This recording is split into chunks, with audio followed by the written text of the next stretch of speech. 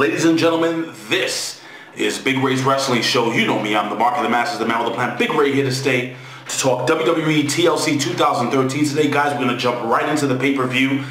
Again, this is my opinion. I thought this pay-per-view actually was really well executed. It was a good pay-per-view. A couple of crappy matches here and there, but other than that, really solid with an ending that I did not expect. We're going to jump right into the pre-show.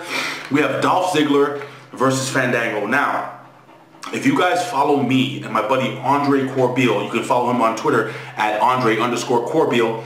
We have the Can-Am Wrestling Show every Saturday night at 8 p.m. We did a prediction show, and I gotta be honest with you, Andre, you did a hell of a lot better than I did, because my predictions were kind of off. So we're gonna jump into the Fandango versus Dolph Ziggler match. Again, I thought Dolph Ziggler would go over in this match. We have Fandango on the top rope with Dolph Ziggler toward the end of the match. Summer gets on the apron. She goes to distract Dolph Ziggler. Fandango is able to kick Dolph Ziggler or push Dolph Ziggler off onto the mat, hitting the flying leg drop for the 1, 2, 3. I was under the assumption, I actually felt that Dolph Ziggler would win. I thought Fandango was still kind of, let's just say, paying his dues, and I was actually surprised. Now, my question to you guys here at OneWrestling.com and YouTube /OneWrestling video is, how far has Dolph Ziggler fallen from the good graces of the WWE?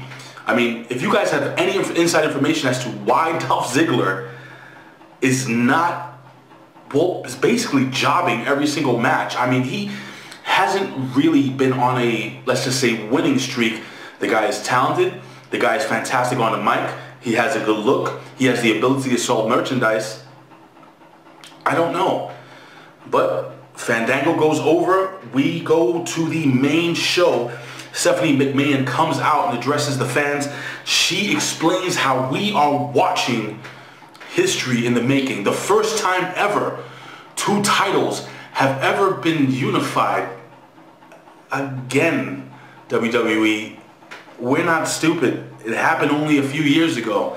And that unified undisputed champion was Chris Jericho. But it is still history. The WWE title and the World Heavyweight Championship have been separated. I know they gave an explanation and they said that that wasn't the title that they had before, was the WCW title, and it wasn't really recognized as the world title.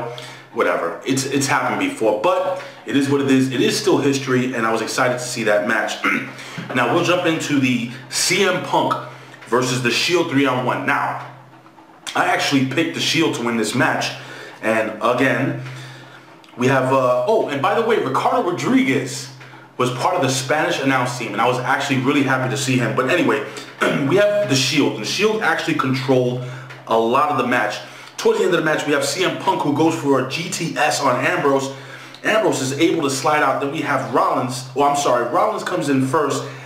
CM Punk hits the GTS on him, and then Ambrose actually slides out of the GTS. Roman Reigns goes for a spear, and CM Punk is able to sidestep Reigns.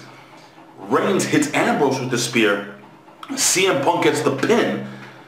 Now, is this finally where the Shield falls apart? Now, my question to you guys, again, leave your comments here below. Who will be the breakout star of the Shield? Because they're not going to be together forever. Originally, when I first saw them, I thought Rollins was going to be the star. And then after I seen Ambrose on the mic, and I heard him talk, and I see him in the ring, and I see the way he moves and he talks, and his whole demeanor in the ring, I said to myself, you know what? This guy is the star. But it seems like they're trying to build Roman Reigns as that next big star. And the guy's huge. The guy's very good looking. He's good in the ring. Haven't saw too much of his mic skills. But who do you think is going to be the breakout star of the Shield if they do decide to break up that team, which I think this Monday Night Raw is going to be very exciting. Now, we have the Divas Championship, Natalya versus AJ Lee with, of course, Tamina Snuka. And we'll quickly jump into this. We have Tamina, and she basically was a distraction the entire match. At one point, we have Natty, who has a sharpshooter. AJ was able to break out of the sharpshooter. Now, Tamina goes to the apron to distract Natty, and basically Natty knocks her off the apron. AJ Lee is able to lock in the Black Widow, and Natty breaks that also. Now, after a huge clothesline, Natty actually goes for another sharpshooter, but AJ Lee is able to roll up Natty in a small package using Natty's hair for leverage and gets the 1-2-3. And the Total Divas star seems to be extremely emotional. Guys, is it time for Natty to actually win this title? I mean, Natty's the best worker on the roster as far as a female is concerned. Do you want to see AJ Lee as your champion? Now, eventually we know that Tamina's going to get mad and she's going to actually turn on AJ, or maybe AJ turn on Tamina, and one of those two are going to turn faces, and Tamina will probably be the Divas champion one day. But guys, I think it's kind of unfair that Natty hasn't held that title in some time, and I wonder if this is going to play into the next season of Total Divas. Maybe we'll see AJ Lee there. But anyway, this is TLC. We're going to move on to the Intercontinental match. And this match was a no-brainer. Wwe Langston versus Damien Sandow. There was a lot of back and forth during this match. And I got to be honest with you, for a thickly built, heavy-set man, Wwe Langston, I think, is a really good athlete. Now, anyway, we have Damien Sandow. Damien and Sandow actually goes for the "You're welcome," but it's blocked. And then Wwe Langston actually goes for the big ending, and Sandow slips out. Eventually, Wwe Langston hits the big ending for the 1-2-3. Now, my opinion on this, again, it was a no-brainer. They put the title on Wwe Langston. They made a big deal up over it. I couldn't see Wwe Langston actually losing this match, but I would like to see Damien, since now they're going to have one World Heavyweight Champion, and I think, again, I always say this every pay-per-view video, I think they need to eliminate the U.S. title. But I would love to see Damien Sandow hold that secondary championship and eventually be a world champion.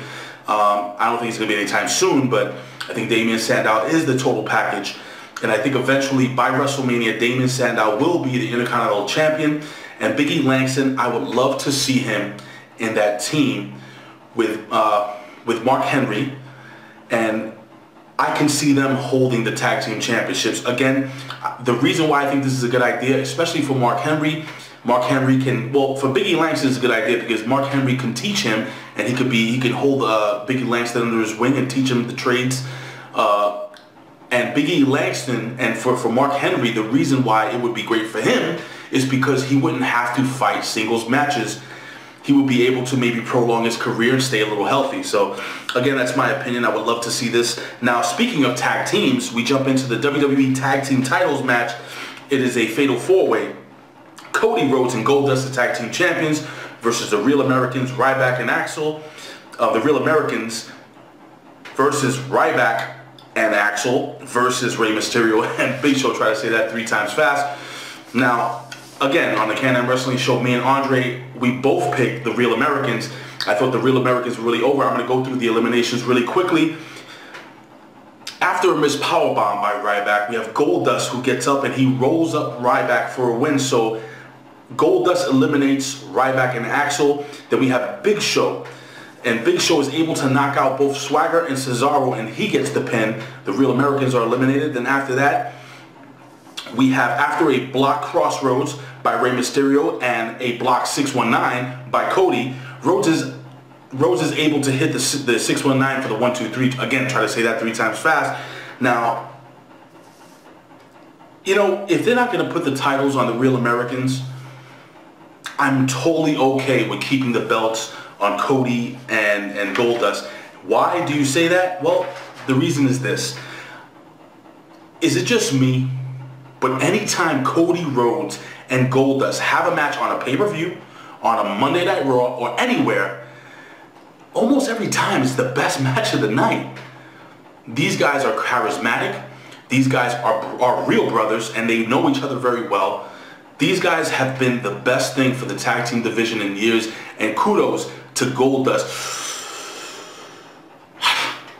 Kudos to Goldust, man. Goldust shows that, you know what, even an old-timer can come in that ring, and I'm not saying he's an old man, but the guy has been in the business for many years. This guy still has it. Anyway, we're going to move on to the bathroom break match of the night. Brodus Clay versus R-Truth, which I didn't even know these guys were fighting tonight, but anyway, we have Brodus Clay in the ring, and he's basically decimating R-Truth. He's beating him so bad that eventually Tenzai, who's outside the ring with the Fandango there, they're begging him to stop beating the living hell out of R-Truth. And apparently after a while, we have Brodus Clay who yells at Tenzai saying, I'm better than you. Well, Tenzai gets tired of it, and Tenzai actually walks off, and then the Funkadactyls also walk away from Brodus Clay. As Brodus Clay turns around, he gets a swift kick to the jaw. R-Truth gets the roll up for the 1-2-3. Now, again, this leads into the imminent breakup of Tons of Funk, which was a stupid tag team to begin with. Off the back, again, this is my opinion here at OneWrestling.com. And eventually Brodus Clay will be a singles competitor again, and he will be a heel. And guess what? I think it's about time. He's a monster. He's a big guy. He's a decent worker. He's got a good look. I think they're wasting some time by having him dance around the ring, wearing stupid outfits and dressed like a dinosaur. Brodus Clay is much better, much bigger than that. I want to know what your opinion is on Brodus Clay. But we move on to the Let's Make a Sandwich match. Miz versus Cody versus Kofi Kingston. And I gotta be honest, I wasn't even gonna cover this match. But long story short, the fans were all booing. They were booing and they were saying this is boring. Anyway, so the match was really, it wasn't very good, to be honest with you. And I could care less about this match. I actually stepped away from this match, caught the end of it, where I have we have an exposed turnbuckle by the Miz, and Kofi actually uses the exposed turnbuckle to go over the Miz for the 1-2-3, and another superstar, the Miz, who has fallen all the way down the rankings, let's just say, or the power rankings of the WWE. Anyway, so now we have Daniel Bryan versus the Wyatt family, 3-on-1, and I was really interested to see how this match would play out. Now, Daniel Bryan showed a hell of a lot of fight. Now, he's fighting three really big guys, and a guy like Daniel Bryan, it takes a guy like Daniel Bryan and CM Punk to make a 3-on-1 very believable. And anyway, we have Daniel Bryan towards the end of the match who hits a suicide dive outside in between the ropes, and he hits Harper. Harper goes flying into the announce team. Then Bryan comes and he actually takes out Rowan on the steel steps outside the ring, comes into the ring, hits a missile drop kick on Bray, and slaps on the yes lock. I thought the match was over at this point in juncture, but Bray Wyatt is able to knee the head of Daniel Bryan, breaking that lock. Then hits the Sister Abigail for the clean 1-2-3. I actually picked Daniel Bryan to win this match. I was really surprised to see Bray Wyatt and the Wyatt family go over. Now, as the match ended, Bray Wyatt cradles Daniel Bryan in his arm like a little baby, holding him, loving him, understanding him. Now, my question to you is this, guys.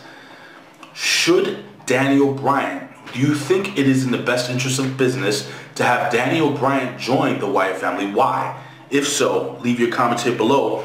I mean, if you look at it, Daniel Bryan has been screwed over. He's been looked at as a misfit. He's been called a troll. Bray Wyatt is known to brainwash people, to get into people's heads. I have a good feeling that Daniel Bryan will soon be part of the Wyatt family. I just want to know if that's going to lead him to the promised land, which will be the WWE Championship eventually. What do you guys think? Anyway, now let's jump into the main event of the evening. The TLC, Tables, Ladders, and Chairs Unification World Heavyweight title versus WWE title to crown an undisputed heavyweight champion. The main event of the evening, Randy Orton versus John Cena. Now, as I watched this match, I said to myself, my God, I'm really enjoying this match. I thought it was a hell of a match between John Cena and Randy Orton. I mean, there were a ton of chair shots, a lot of high spots, I guess, for Randy Orton and John Cena. And in a couple of points, I actually thought John Cena would actually win this match. Now, there was a point in the match where Randy Orton was actually standing outside on the apron. There was a table set up outside. John Cena knocking him off the apron with a chair onto the table. John Cena going to the top of the ladder. And at that point in juncture, I thought it was over. But it wasn't. And then there was another point where Randy Orton was able to handcuff John Cena to the bottom rope. John Cena not knowing what to do. John Cena was hitting the handcuffs with a chair. He was trying to break open the handcuffs. Randy Orton climbs that ladder. He stalls, he smiles. He goes up to reach for the title. Now while this is happening, John Cena unscrewed the freaking turnbuckle, climbed to the top of the ladder, and then proceeds to beat Randy Orton with the metal part of the turnbuckle. Randy Orton goes crashing to the mat, and at that point, again, I thought John Cena would win the match. But lo and behold, guys, and I know what you're gonna say. Yes, I hate using this term, but they totally botched the ending of this match. There was a table set up, slanted on the corner. John Cena's at the top of the ladder. Randy Orton grabs the ropes and pulls John Cena. Now what happened was, I think Randy Orton kind of tugged down a little too hard, and John Cena didn't go crashing through the table. Instead, he lands shoulder onto the mat. His head kind of slams the side of the table, knocking John Cena out. Randy Orton slowly climbs to the top rope, the top of the ladder, pulls down both titles. I was totally shocked. There was no way in hell that I thought, and I don't care what anyone says, guys, who really thought Randy Orton would come away as the unified, undisputed World Heavyweight or WWE Champion? Randy Orton does it. And even though they botched the ending of this match, it didn't take away the enjoyability of the match. I enjoyed the entire match, and you know what? Let's be honest. If you're pulled from that height and you land head first on the table, even though you were supposed to go through the table, you'd probably be knocked out. But Randy Orton stands as the undisputed champion. Vince McMahon's music hits. Triple H comes down to the ring. Vinnie Mac comes down to the ring. Stephanie McMahon comes down to the ring. They congratulate the new undisputed champion. Guys, this has been Big Ray's Wrestling Show. I am interested to see what the hell happens Monday Night Raw. John Cena looked totally dejected. I totally thought, again, John Cena would make a heel turn. I guess it's never going to happen. Or is it? You know, maybe John Cena's getting a little tired of playing by the rules. Anyway, guys, again, I say this every single time. I would do this for a living, but if I can, I would do it anyway. Why? Because I love talking wrestling, guys. You can find us here every single week at onewrestling.com. YouTube.com/OneWrestling Video. You can follow us on Twitter at OneWrestling. Follow me on Twitter at Big Ray Show. Don't forget to check me out every single Saturday on Andre Corbeil on YouTube, the Can-Am Wrestling Show, as we talk TNA and WWE at least 30 minutes plus. Guys, this was a good pay-per-view.